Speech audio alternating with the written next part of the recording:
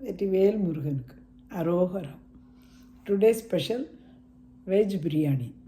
இது யூனிவர்சிட்டி போகிற குழந்தைங்க இந்த மாதிரி சிம்பிளாக சமைச்சிட்டு உடனே போகணும், அதே சமயத்தில் நல்ல டேஸ்டியாகவும் இருக்கணும் அப்படின்னாக்கா இந்த ரெசிபி நம்ம பண்ணலாம். இது எப்படி நம்ம ஓப்பன் பாட்டில் பண்ணுற பிரியாணி மாதிரியே இருக்கும், டேஸ்டியாக. ஆனால் ஒன் பாட் தான். வாங்க பார்க்கலாம். Today special vegetable biryani restaurant ஸ்டைலில் பண்ண போகிறோம்.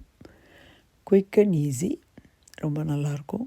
3 கப் அரிசி எடுத்து அரை மணி நேரம் ஊற வைக்கிறோம். பச்சரிசி, பாசுமதியாக இருந்தாலும் நார்மல் அரிசியாக இருந்தாலும் ஓகே.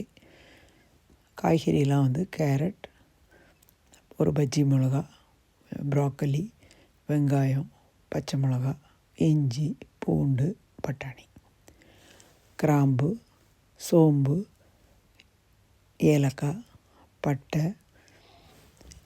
தேஜ்பத்தா எல்லாமே நம்ம எடுத்து வச்சுருக்கோம். இது வந்து நம்ம அப்படியே தான் போட போகிறோம், இது பிடிக்கிறதுக்கெல்லாம் தேவையில்லை.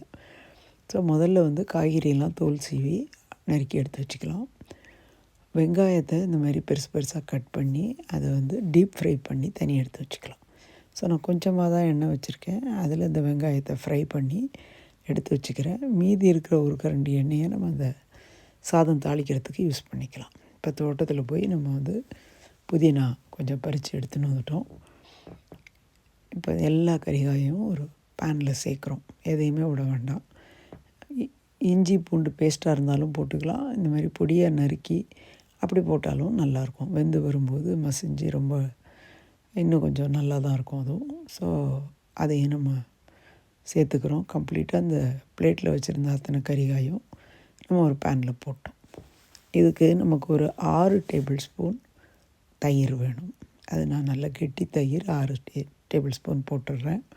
இந்த வெங்காயம் வறுத்து எடுத்துகிட்டு வந்ததில் ஒரு பாதியை நம்ம இப்போ அதில் சேர்த்துட்டோம். அதில் இருக்கிற எண்ணெயே வந்து இதுக்கு போதும். நம்ம இனிமேல் வந்து புதுசெல்லாம் எதுவும் சேர்க்கவே தேவையில்லை. இப்போ இதை மேரினேட் பண்ணுறதுக்கு நம்ம போட வேண்டிய மசாலா, உப்பு 1.5 டீஸ்பூன் உப்பு போட்டிருக்கேன் நான். இதில் ஒரு 1/2 teaspoon garam masala, 1.5 teaspoon red chilli powder, 1/2 teaspoon மஞ்சள் பொடி. இப்போ இந்த வெங்காயம் வறுத்த அந்த எண்ணெய் 1.5 கரண்டி இருந்தது, அதை இதில் சேர்த்துட்டோம். உங்களுக்கு வேணும்னாக்கா நீங்கள் நெய்யோ வெண்ணெயோ சேர்த்துக்கலாம். நம்ம எடுத்து வச்ச மசாலா ஜாமான்லாம் அதில் போட்டு குறைச்ச ஃபயரில் அது மிக்ஸ் ஆகட்டும். அதுக்குள்ளே நம்ம இதை அத்தனையும் சேர்த்து நல்லா மேரினேட் பண்ணி, அதுக்கப்புறம் அந்த மசாலா ஃபுல்லாக நல்லா இது ஃப்ரை ஆன உடனே இந்த மேரினேட் பண்ண காய்கறியை அதில் நம்ம போடுறோம். போட்டு ஒரு 50% அது வேக வச்சு அதுக்கப்புறம் தான் அரிசி சேர்க்க போகிறோம். இதை வேக வைக்கிறதுக்கு நமக்கு வந்து தண்ணீர் தேவையில்லை. இந்த தயிர் இருக்கு இல்லையா, இதை போட்டதுலே இது வந்து தானாகவே மூடியை வந்து வச்சு மூட வேண்டாம், சும்மா அது மேலே வச்சாலே போதும். அந்த குறைச்ச தீயில் வைக்கும்போது அது தானாகவே பாருங்கள் 50% வெந்துடுது எல்லா காய்கறியும். இப்போ வந்து நம்ம அரிசியை தண்ணீர் இல்லாமல் அதில் சேர்த்துக்கிட்டோம். 3 கப் ரைஸுக்கு 4.5 கப் வெந்நீர் கொதிக்க வச்சுருக்கோம்.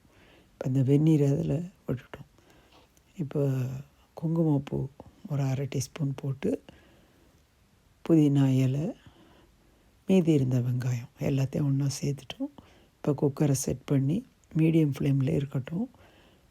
இது டக்குன்னு விசில் வந்துடும். ஒரு விசில் வச்ச உடனே இதை ஆஃப் பண்ணி ஒரு 15-20 நிமிஷத்துக்கு அப்புறம் அதை மெதுவாக திறந்து பார்த்திங்கன்னா அருமையான பிரியாணி தயார். செய்கிறது ரொம்ப சிம்பிள், ரொம்ப டேஸ்டி. காலையில் பண்ணால் ராத்திரி வரைக்கும் இது கெடாது.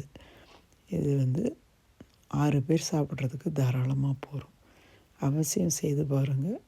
Hope you like this video. Thank you so much.